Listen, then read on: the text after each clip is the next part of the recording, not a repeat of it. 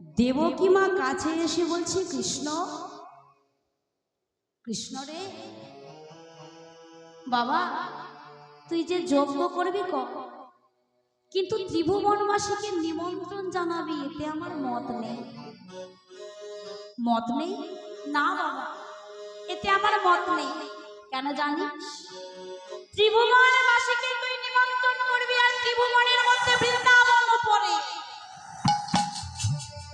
আজ নিমন্ত্রণ পেয়ে যদি নন্দ যশোমতী নন্দ যশোমতী এই যজ্ঞে করে আগমন, যজ্ঞে করে আগমন, সুনিশ্চয় গোলজ প্রয়োজন বাঁধিবে তো বাঁধিবে।